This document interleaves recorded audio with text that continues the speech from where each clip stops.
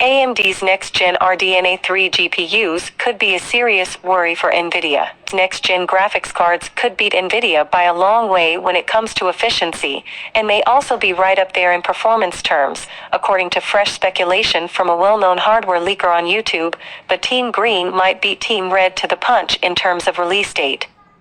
The latest video from Moore's Law is Dead, MLID, covers the upcoming battle of these next-gen GPUs, and emphasizes the purportedly smart design of AMD's RDNA 3 products, and how they might run rings around NVIDIA in terms of power efficiency. What will presumably be AMD's RX 7000 series are predicted to be very frugal and may blow Lovelace out of the water when it comes to efficiency, and could match, or maybe even marginally outdo, NVIDIA for performance as well, MLID reckons. That said, the assertions on the performance front certainly sound much more in the realms of speculation, and as ever with these kinds of early rumors, we've got to be pretty cautious around everything talked about here. Where NVIDIA has a clear advantage, MLID believes, is in launch timing, as the current educated guesswork from sources indicates that Lovelace, presumably RTX 4000, graphics cards will be out in Q3 2022. That should be a distance ahead of RDNA 3 products, which will likely emerge in Q4, though the leaker reckons that there's a possibility that mid-range RX 7000 models, namely Navi 33 GPUs, could maybe sneak out before the fourth quarter. Broadly, though, MLID is looking at NVIDIA beating AMD to the punch for launch timeframe. Analysis. Is this AMD's big move to grab some serious desktop GPU turf? RDNA 3 graphics cards running with greater levels of efficiency is hardly a surprise, but the theory that they'll absolutely leave NVIDIA Lovelace GPUs in the dust is not something we've heard before.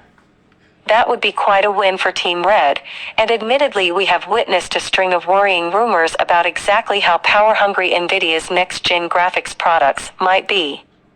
This is important particularly at the higher end, as if NVIDIA's cards really do make some punishing demands on the power front, it could mean gamers are looking at a PSU upgrade, and rather than go that route, if RX 7000 GPUs are indeed way more power efficient, prospective buyers might change their minds and go Team Red.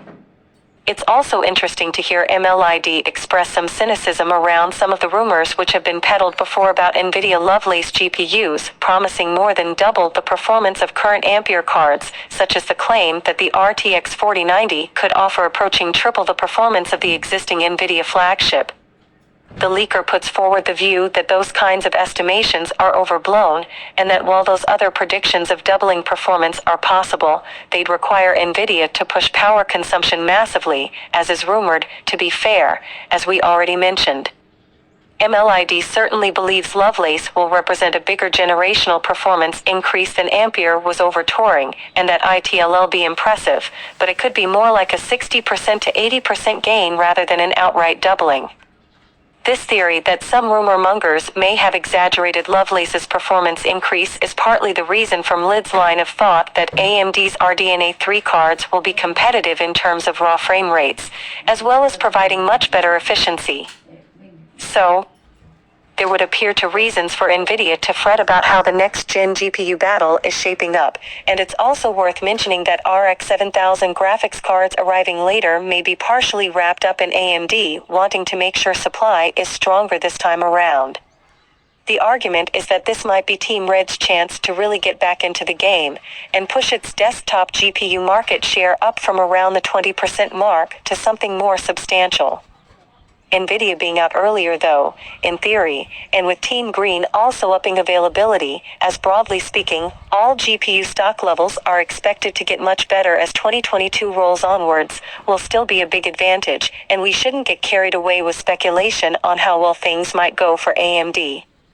This is just speculation, after all, and the equation of how the GPU war pans out has another element for consideration, too, namely Intel's entry into the market with Arc Alchemist cards, and how that affects the balance of power. In short, there's a lot of road to travel yet for 2022, but certainly these latest whispers from the grapevine won't be comforting for dominant desktop power NVIDIA.